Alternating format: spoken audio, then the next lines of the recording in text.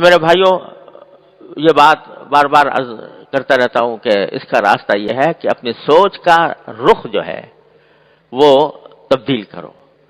سوچ کا رخ اس طرح تبدیل کرو کہ کوئی بھی انسان ایسا نہیں جو ہر وقت کچھ نہ کچھ سوچ نہ رہا ہو. ہے کوئی؟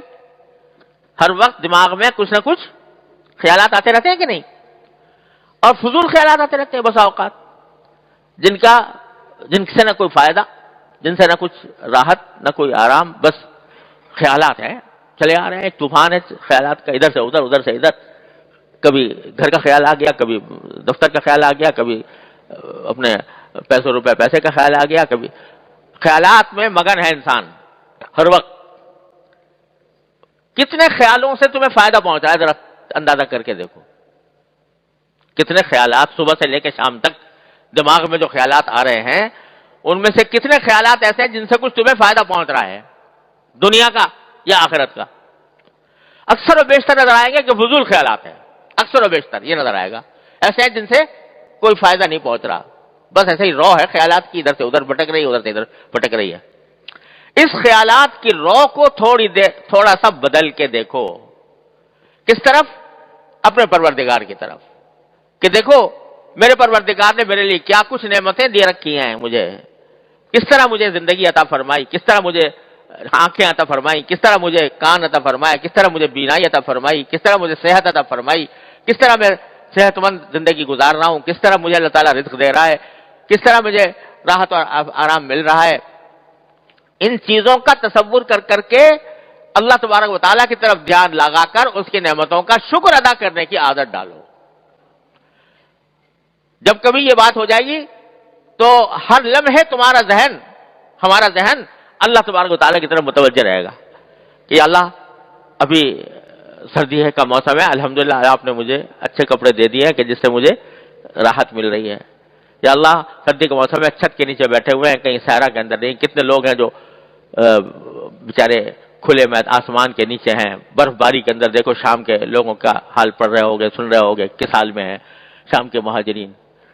تو ان کا تصور کرو اور پھر دیکھو اپنے آپ کو دیکھو. ان کے مقابلے میں روٹی انہیں میسر نہیں آ رہی ہے، رات کو سر کے اوپر چھت نہیں ہے، برف باری سے بچنے کا سامان نہیں ہے، کھانے کے لیے بچوں کو کھلانے کے لیے کوئی چیز نہیں میسر ہے.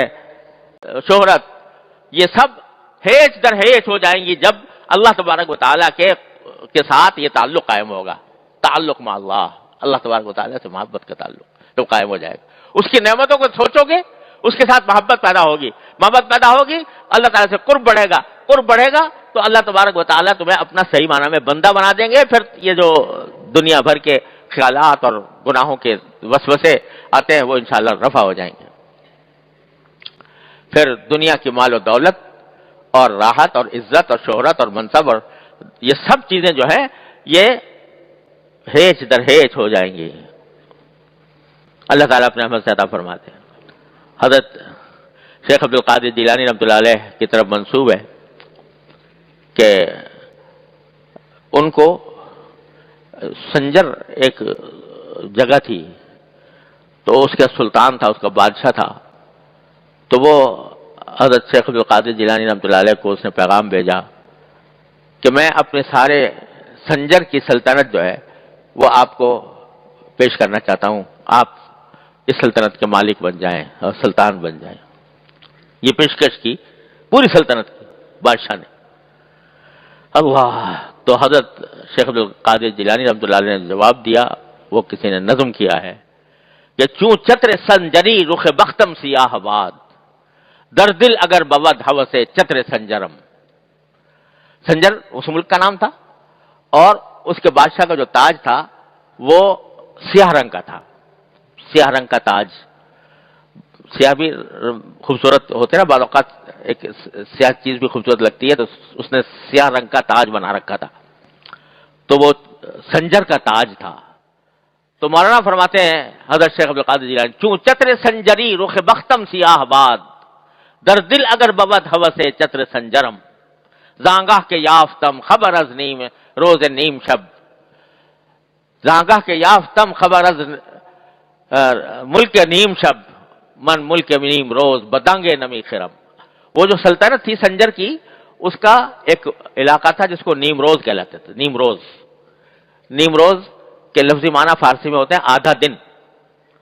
تو اس نیم روز کی سلطنت پیش کی تھی حضرت شیخ عبدالقادر جیلانی رحمۃ اللہ علیہ کو. تو فرمایا کہ اگر میرے دل میں سنجر کے تاج کی ذرہ برابر بھی خواہش ہو تو میرے قسمت کا چہرہ اللہ تعالیٰ سنجر کے تاج کی طرح سیاہ کر دے. یہ نیم روز کے معنی تھے آدھا دن، اور وہ سلطنت تھا. تو نیم روز یعنی آدھے دن کی سلطنت، میں ایک دمڑی کو بھی خریدنے کو تیار نہیں ہوں جب سے مجھے آدھی رات کی سلطنت نصیب ہوئی ہے. آدھی رات کی سلطنت سے کیا مراد؟ کہ آدھی رات کے اندر اللہ تبارک و تعالیٰ سے تعلق جوڑ کر اللہ تعالیٰ کے بارگاہ میں کھڑا ہونا، اس کے سامنے عبادت کرنا، اس سے تعلق جوڑنا، اس سے دعائیں مانگنا. اس میں جو اللہ تبارک و تعالیٰ نے مجھے لذت اور حلاوت عطا فرمائی ہے اور اس کی جو سلطنت مجھے بخشی ہے، اس کے آگے نیم روز کی سلطنت کوئی حقیقت ہی نہیں رکھتی. میں ایک دمڑی میں بھی اس کو خریدنے کو تیار نہیں ہوں. تو اللہ تبارک و تعالیٰ جب اپنی ذات سے تعلق عطا فرما دیتے ہیں تو پھر کوئی دولت، کوئی حشمت، کوئی حکومت، کوئی منصب، کوئی جاہ وہ آدمی کے سامنے پرے کاہ کی بھی حیثیت نہیں رکھتی. تو راستہ کیا ہے کہ سوچ کا رخ موڑو. سوچ کا رخ موڑو. کس طرح موڑو؟ اللہ تبارک و تعالیٰ کی نعمتوں کی طرف، اس نعمتوں کا شکر ادا کرنے کی طرف، اپنی حاجتیں اس سے مانگنے کی طرف. یہ جو دن رات شیخ چلی کی طرح منصوبے بنا رہے ہو، وہ اس منصوبوں کے بجائے اللہ تعالیٰ سے مانگو. یا اللہ مجھے فلاں چیز کی ضرورت ہے، عطا فرما دیجئے. یا اللہ مجھے آپ نے اتنا کچھ عطا فرما رکھا ہے، پہلے میں اس کا شکر ادا کرتا ہوں اور پھر جو مجھے مطلوب ہے اللہ اس کو آپ سے مانگتا ہوں. اسی لیے دعا کرنے کا جو بہتر طریقہ بزرگوں نے بتایا ہے اور نبی کریم صلی اللہ علیہ وسلم سے ثابت ہے، وہ یہ کہ آدمی دعا سے پہلے شکر ادا کرے. الحمدللہ رب العالمین پہلے کہے. کیا مطلب؟ کہ اگر صرف بغیر اللہ تعالیٰ کا شکر کیے حاجت مانگو گے اللہ تعالیٰ سے تو گویا ایک طرح سے کہیں اس میں شائبہ پیدا ہوتا ہے شکوے کا. جیسے میرے پاس کچھ ہے تو ہے نہیں، میں مانگ رہا ہوں، آپ سے مانگ رہا ہوں. لیکن پہلے شکر ادا کر لو کہ جو موجودہ نعمتیں ہیں ان پر شکر کر کے اعتراف کر لو کہ اللہ آپ نے مجھ پر بہت نعمتوں کی بارش کر رکھی ہے، ساری تعریفیں آپ کی ہیں، سارا شکر آپ کا ہے. پہلے شکر کر کے اللہ تبارک و تعالیٰ کی نعمتوں کا اعتراف کر لو اور اعتراف کر کے شکر ادا کر کے پھر کہو کہ اللہ بہت کچھ دے رکھا ہے لیکن یہ حاجت ہے میری، یہ حاجت بھی پوری فرما دیجیے. تو پھر دیکھو وہ ایک طرف شکر کے نتیجے میں ایک شکر کی عبادت تم نے ادا کر دی اور اللہ تبارک و تعالیٰ کے سامنے اپنی حاجت بھی پیش کر دی. تو دونوں چیزوں سے تمہارا تعلق اللہ تعالیٰ سے مضبوط ہو جائے گا، شکر سے بھی اور دعا سے بھی. تو اپنی سوچ کا محور، سوچ کا مرکز، سوچ کی لہر وہ اس طرف کرو، شکر کی طرف اور دعا کی طرف. اے اللہ جو نعمتیں آپ نے دی ہیں اس پر شکر، اے اللہ اس فلاں چیز کی حاجت ہے مجھے عطا فرما دیجیے. اگر یہ سوچ اور یہ بات جس طرح زبان سے، یہ شکر اور دعا یہ جس طرح زبان سے ہوتی ہے اسی طرح دل سے بھی ہوتی ہے.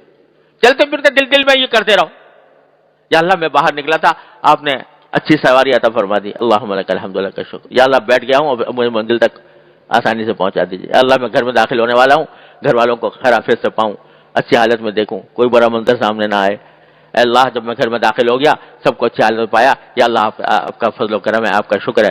اے اللہ ان کے درمیان محبتیں قائم رکھیے. اے اللہ ان کو آپ اپنے دین دنیا کی ترقی عطا فرمائیے، صلاح و فلاح عطا فرمائیے. اس کی فکر چاہیے. اللہ تعالیٰ مجھے آپ کو سب کو اس کی فکر عطا فرمائے. شکر کی کثرت، اللہ تعالیٰ کی نعمتوں کا استحضار، اس پر شکر کی کثرت اور اپنی ہر چھوٹی بڑی حاجت اللہ تبارک.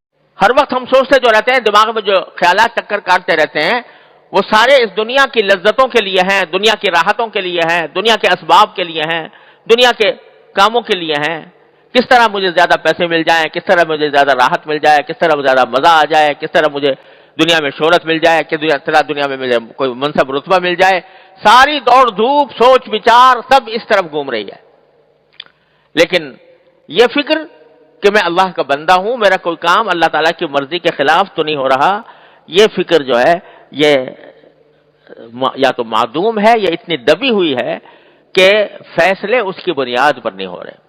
اس کی وجہ سے کبھی وہ حب مال ہمیں گھیر لیتا ہے، کبھی حب جاہ گھیر لیتی ہے، کبھی ہمیں گناہوں میں مبتلا کر دیتی ہے، اور فضول خیالات آتے رہتے ہیں بسا اوقات، جن سے نہ کوئی فائدہ، جن سے نہ کچھ راحت، نہ کوئی آرام، بس خیالات ہیں چلے آ رہے ہیں. ایک طوفان ہے خیالات کا، ادھر سے ادھر، ادھر سے ادھر.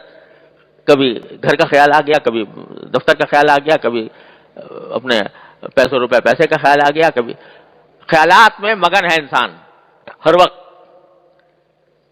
کتنے خیالوں سے تمہیں فائدہ پہنچا ہے ذرا اندازہ کر کے دیکھو. کتنے خیالات صبح سے لے کے شام تک دماغ میں جو خیالات آ رہے ہیں، ان میں سے کتنے خیالات ایسے ہیں جن سے کچھ تمہیں فائدہ پہنچ رہا ہے، دنیا کا یا آخرت کا؟ اکثر و بیشتر نظر آئیں گے کہ فضول خیالات ہیں.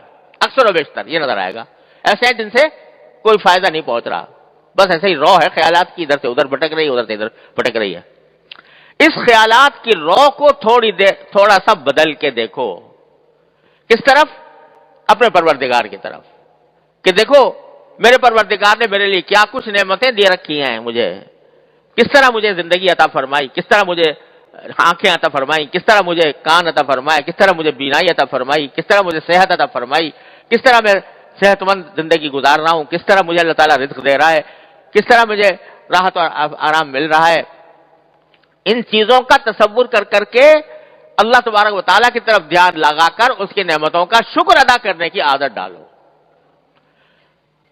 جب کبھی یہ بات ہو جائے گی تو ہر لمحے تمہارا ذہن، ہمارا ذہن اللہ تبارک و تعالیٰ کی طرف متوجہ رہے گا کہ اللہ ابھی سردی ہے کا موسم ہے، الحمدللہ آپ نے مجھے اچھے کپڑے دے دیے ہیں کہ جس سے مجھے راحت مل رہی ہے. یا اللہ سردی کے موسم میں چھت کے نیچے بیٹھے ہوئے ہیں، کہیں صحرا کے اندر نہیں. کتنے لوگ ہیں جو بیچارے کھلے میں آسمان کے نیچے ہیں، برف باری کے اندر. دیکھو شام کے لوگوں کا حال پڑھ رہے ہوگے، سن رہے ہوگے کس حال میں ہیں شام کے مہاجرین. تو ان کا تصور کرو اور پھر دیکھو اپنے آپ کو دیکھو. ان کے مقابلے میں روٹی انہیں میسر نہیں آ رہی ہے، رات کو سر کے اوپر چھت نہیں ہے، برف باری سے بچنے کا سامان نہیں ہے، کھانے کے لیے بچوں کو کھلانے کے لیے کوئی چیز نہیں میسر ہے. جتنا اس کا متوجہ کرو گے اور اس پر اللہ تعالیٰ کا شکر کرو گے، اللہ تبارک و تعالیٰ کے شکر کی عادت ڈالو گے، اتنا ہی اللہ تبارک و تعالیٰ سے قرب حاصل ہوگا. اور جب اللہ تعالیٰ سے قرب حاصل ہوگا تو یہ مال کی محبت، یہ جاہ کی محبت، یہ شہرت کی محبت، یہ منصب کی محبت، یہ سب ہیج در ہیج نظر آئیں گے. کوئی منصب، کوئی عہدہ، کوئی شہرت، یہ سب ہیج در ہیج ہو جائیں گی جب اللہ تبارک و تعالیٰ کے ساتھ یہ تعلق قائم ہوگا. تعلق مع اللہ، اللہ تبارک و تعالیٰ سے محبت کا تعلق تو قائم ہو جائے گا. اس کی نعمتوں کو سوچو گے، اس کے ساتھ محبت پیدا ہوگی، محبت پیدا ہوگی، اللہ تعالیٰ سے قرب بڑھے گا، قرب بڑھے گا تو اللہ تبارک و تعالیٰ تمہیں اپنا صحیح معنی میں بندہ بنا دیں گے. پھر یہ جو دنیا بھر کے خیالات اور گناہوں کے وسوسے آتے ہیں وہ انشاءاللہ رفع ہو جائیں گے. پھر دنیا کی مال و دولت اور راحت اور عزت اور شہرت اور منصب اور یہ سب چیزیں جو ہیں یہ ہیج در ہیج ہو جائیں گی. اللہ تعالیٰ اپنے رحمت سے عطا فرماتے ہیں. حضرت شیخ عبد القادر جیلانی رحمۃ اللہ علیہ کی طرف منسوب ہے کہ ان کو سنجر ایک جگہ تھی، تو اس کا سلطان تھا، اس کا بادشاہ تھا. تو وہ حضرت شیخ عبد القادر جیلانی رحمۃ اللہ علیہ کو اس نے پیغام بھیجا کہ میں اپنے سارے سنجر کی سلطنت جو ہے وہ آپ کو پیش کرنا چاہتا ہوں، آپ اس سلطنت کے مالک بن جائیں اور سلطان بن جائیں. یہ پیشکش کی پوری سلطنت کی بادشاہ نے. اللہ تو حضرت شیخ عبد القادر جیلانی رحمۃ اللہ علیہ نے جواب دیا، وہ کسی نے نظم کیا ہے کہ چوں چتر سنجری رخ بختم سیاہ باد، در دل اگر بود ہوس